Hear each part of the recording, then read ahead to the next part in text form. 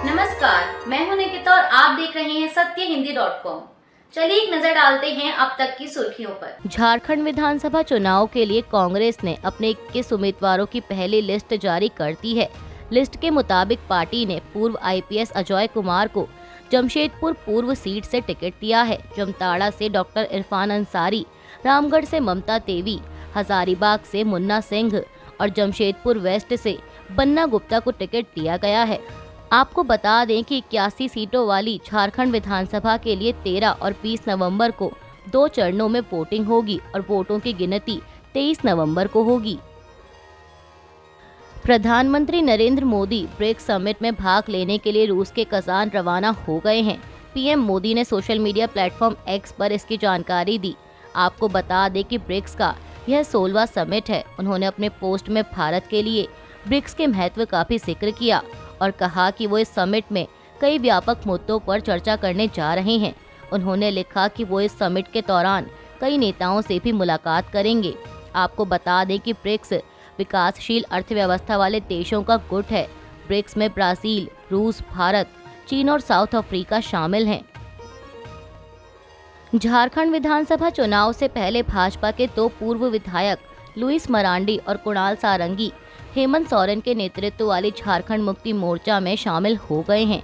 पूर्व भाजपा नेता लुइस मरांडी ने जेएमएम में शामिल होने पर कहा कि हमने भाजपा को बहुत लंबा समय दिया, पार्टी की सेवा की, पार्टी के हर निर्देश को बहुत ईमानदारी से पालन किया, लेकिन चुनाव के समय पार्टी ने कहा कि हमें बरहेट से चुनाव लड़ना है। हमने दुमका को 24 साल दिए हैं, हम बरहेट से चुनाव कैसे लड़ेंगे? हमें उस जगह के बारे में कुछ भी नहीं पता, इसलिए हमने कहा कि हम बरहेट से चुनाव नहीं लड़ सकते। उसके बाद भी घोषणा हुई और दुमका से किसी और को टिकट दे दिया गया। तब हमने संकल्प लिया कि चूंकि हमने लोगों की सेवा करने का फैसला किया है, इसलिए हम चुनाव लड़ना चाहते हैं। हमने हेमंत सोरेन से संपर्क किया और उन्होंने इसे सहर्ष स्वीकारा। हम उन्हें अपना अभिभावक मानते हैं। यह उन पर निर्भर है कि वे हमें चुनाव लड़ाते हैं या नहीं। वहीं भाजपा से इस्तीफा देने वाले कुणाल सारंगी ने कहा कि मैंने अभी सही काम किया है। दुनिया में क्या गलत है, यह समझने के बाद सभी को अपने घर वापस आ जाना चाहिए। मैं अपने बड़े भाई हेमंत सोरेन के साथ वापस आकर बहुत खुश हूँ। राजनीति में मेरी जो भी पहचान है उसका पूरा श्रेय उन्हें ही जाता है। हरियाणा में भाजपा ने आरक्षण के अंदर आरक्षण को लागू कर दिया है, लेकिन वहीं केंद्रीय मंत्री चिराग पासवान ने साफ कहा है कि वह पूरी तरह से इसके खिलाफ हैं। दरअसल आपको बता दें कि इस हफ्ते अपनी पहली बैठक में हरियाणा के मुख्यमंत्री नायब सिंह सैनी की कैबिनेट ने अनुसूचित जातियों और अनुसूचित जनजातियों के लिए कोटा को विभाजित करने और इसका एक हिस्सा उन उप समूहों को देने का फैसला किया है जिनका रोजगार और शिक्षा में कम प्रतिनिधित्व है। इस बारे में मीडिया से बात करते हुए चिराग पासवान ने कहा कि लोक जनशक्ति पार्टी ने यह स्पष्ट कर दिया है कि वो इसका समर्थन नहीं करती है। मुझे लगता है कि जाति की नहीं, जमात की बात होनी चाहिए। उन्होंने आगे कहा कि खास तौर पर तब जब आप अनुसूचित जाति का जिक्र करते हैं जिसका आधार छुआछूत रहा है, जब तक यह मानसिकता या इस सोच के लोग जो आज भी छुआछूत की भावना रखते हैं, ऐसी परिस्थितियों में अगर इस तरह का सब क्लासिफिकेशन हुआ तो इससे समस्याएं पैदा होंगी और इस तरह का विभाजन कायम रहेगा।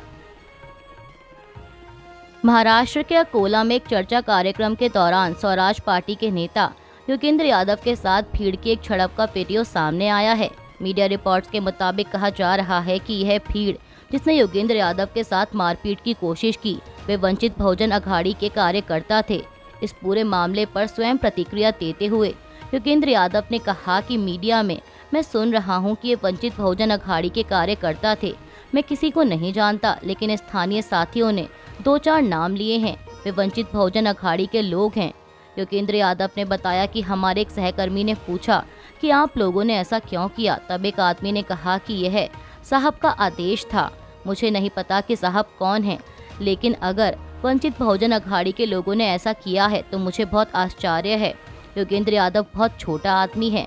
आपने उस पर हमला नहीं किया है, आपने बाबा साहेब के संविधान पर हमला किया है। आपने उस लोकतंत्र पर हमला किया है जिसकी आप दिन रात बात करते रहते हैं, और आपने अपने नेता प्रकाश अम्बेडकर को शर्मसार किया है। कोई संदेह नहीं है कि प्रकाश अम्बेडकर और हमारी सोच अलग है, लेकिन मतभेद के कारण इस तरह का हमला किया जाएगा, यह मेरी कल्पना से परे है। मैं कम से कम प्रकाश अंबेडकर को ऐसा व्यक्ति नहीं मानता जो इस तरह का कृत्य कर सकता है। पश्चिम बंगाल की मुख्यमंत्री ममता बनर्जी के साथ मुलाकात के बाद आंदोलनरत जूनियर डॉक्टरों में से एक ने कहा कि आज हमने देखा कि मेडिकल कॉलेजों के सभी प्रिंसिपलों को शांत बैठने के लिए बुलाया गया और कहा गया कि उन्हें केवल बैठक देखने के लिए बुलाया गया है और कुछ भी बोलने के लिए नहीं। इसके साथ ही हमने यह भी देखा कि कैसे मेडिकल कॉलेजों के अधिकारों और शक्तियों को नष्ट किया गया। इन सब के अलावा आज शिक्षकों की किसी भी छात्र के गलत व्यवहार के लिए अनुशासनात्मक कार्रवाई करने की क्षमता को भी छीन लिया गया। डॉक्टर ने आगे कहा कि हमने फैसला किया है कि हम आम लोगों के अनुरोध का सम्मान करेंगे जिन्होंने पूरे समय हमारा समर्थन किया। हम अपनी भूख हड़ताल वापस ले रहे हैं, लेकिन हम लड़ाई जारी रखेंगे। महाराष्ट्र और झारखंड विधानसभा चुनावों के लिए कांग्रेस की सीईसी की बैठक में भाग लेने के बाद महाराष्ट्र कांग्रेस के अध्यक्ष नाना पटोले ने कहा कि भाजपा मतदाता सूची में जो धोखाधड़ी कर रही है, चुनाव आयोग और मोदी सरकार द्वारा भाजपा के वोट बढ़ाने और एमवीए के वोट करने के लिए जो प्रयास किए जा रहे हैं, हमने उस पर विस्तृत चर्चा की और हमने फैसला किया है कि जहां भी मतदाताओं के नाम डुप्लीकेट हस्ताक्षर और आधार कार्ड का उपयोग करके मतदाता सूची से हटाए गए हैं, हम ऐसे मामलों में एफआईआर दर्ज करेंगे और मांग करेंगे कि ऐसे मामलों में उचित जांच की जाए। लोकसभा में विपक्ष के नेता राहुल गांधी ने कल सोमवार को कहा कि वह ऐसे भारत के सपने में विश्वास करते हैं जहां महिलाओं को समान अधिकार, संसाधनों तक पहुंच और शिक्षा तथा रोजगार के अवसर मिलें। राहुल गांधी ने यह सुनिश्चित करने का आह्वान किया कि हम न केवल समानता की बात करें बल्कि इसे भारत की सभी महिलाओं के लिए एक वास्तविकता बनाएं। दरअसल राहुल ने देश में महिला सशक्तिकरण के लिए इंदिरा फेलोशिप द्वारा शुरू किए गए आंदोलन शक्ति अभियान का हिस्सा बनने वाली महिलाओं के साथ अपनी बातचीत का एक वीडियो साझा करते हुए उनसे पूछा कि क्या प्रतिनिधित्व के बावजूद भारत में महिलाओं और अन्य हाशिए के समुदायों को वास्तव में शक्ति प्रदान की गई है। लेबनान के स्वास्थ्य मंत्रालय ने अपने ताज़ा बयान में कहा है कि दक्षिणी बेरूत में इजरायली हवाई हमले में 4 लोगों की मौत हो गई, इनमें एक बच्चा भी शामिल है। लेबनान के स्वास्थ्य मंत्रालय ने हमले में 24 लोगों के घायल होने की भी बात कही है। लेबनान के मुताबिक यह हवाई हमला दक्षिणी बेरूत में मौजूद मुख्य सरकारी हॉस्पिटल में हुआ। मीडिया रिपोर्ट्स के अनुसार यह हमला सोमवार शाम को दक्षिण बेरूत में हुए 13 हवाई हमलों में शामिल है। वहीं इन हमलों के बारे में इस्राएली सेना का कहना है कि वो हिजबुल्लाह से जुड़े ठिकानों पर हमला कर रहा है।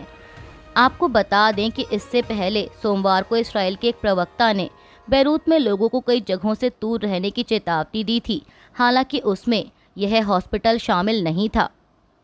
अभी के लिए बस इतना ही। बाकी की खबरों के लिए बने रहिए सत्यहिंदी.com के साथ।